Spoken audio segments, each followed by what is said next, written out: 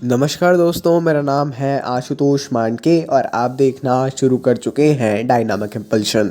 आज के इस वीडियो में हम बात करेंगे 23 दिसंबर 2023 के करंट अफेयर्स की।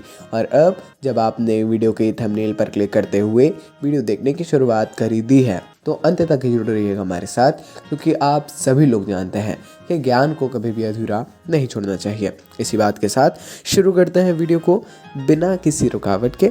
चलिए पहली जानकारी के साथ शुरू कर रहे हैं। पहली जानकारी, लोकसभा ने हाल ही में दूरसंचार विधेयक 2023 को मंजूरी दे दी है।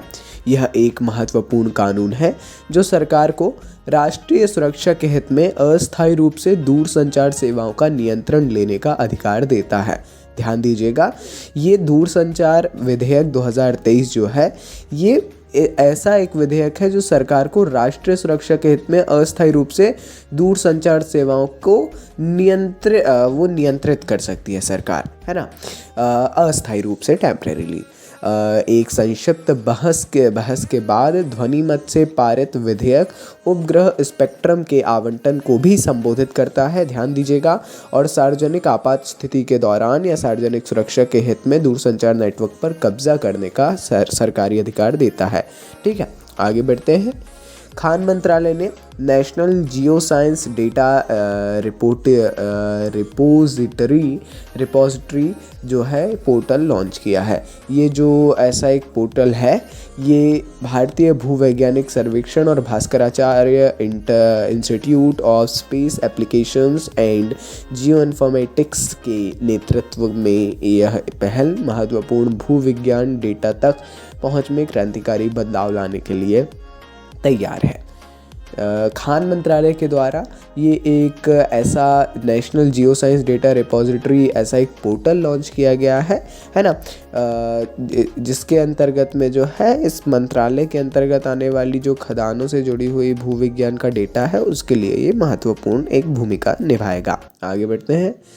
भारत सरकार 26 जनवरी तक आयुष्मान भारत प्रधानमंत्री जन आरोग्य योजना के व्यापक कवरेज हासिल करने के मिशन पर है।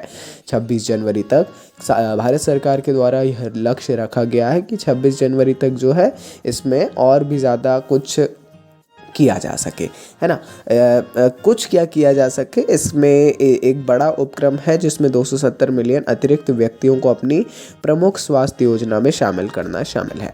ठीक है, उतना ज़्यादा ये इम्पोर्टेंट नहीं है, आप ज़रूर पढ़ चुके होंगे मेरे ख्याल से प्रधानमंत्री जन आरोग्य योजना, आयुष्मान भारत प्रधानमंत्री जन आरोग्य योजना के बारे में नहीं पढ़ा है, कोई बात नहीं, हम प्रयास कर रहे हैं।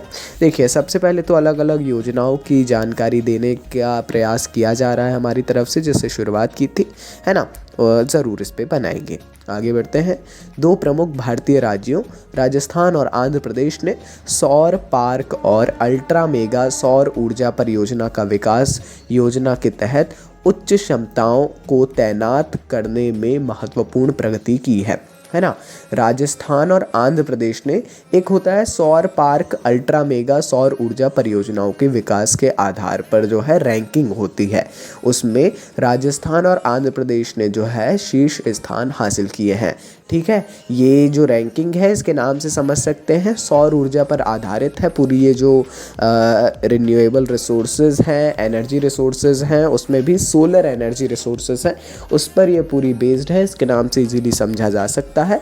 थोड़ी जानकारी ले लीजिएगा इसके बारे में, है ना, ठीक है, ये इम्पोर्टेंट है, ध्यान दीजिएगा। आगे बढ़ते हैं। ये आज 23 दिसंबर है, आज 23 दिसंबर है। 23 दिसंबर 1902 को भारत के 5वें प्रधानमंत्री चौधरी चरण सिंह जी का जन्म हुआ था। चौधरी चरण सिंह जी को किसानों के बड़े मसीहा के रूप में जाना जाता है। किसानों मतलब कहीं पर भी अगर आप देखें, किसानों से अगर किसी प्रधानमंत्री को जोड़ा जाता है तो लाल बहादुर शास्त्री तथा मुख्यतः तो चौधरी चरण सिंह जी का नाम आता है। और इसीलिए साल 2001 में चौधरी चरण सिंह जी के सम्मान में हर साल 23 दिसंबर को राष्ट्रीय किसान दिवस मनाने का फैसला किया गया था। 23 दिसंबर को राष्ट्रीय किसान दिवस मनाया जाता है ना।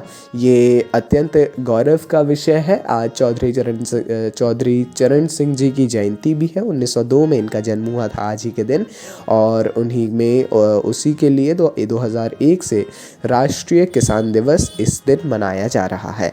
ठीक है, अब शायद मुझे ज़्यादा इसके बारे में बताने की आवश्यकता नहीं है।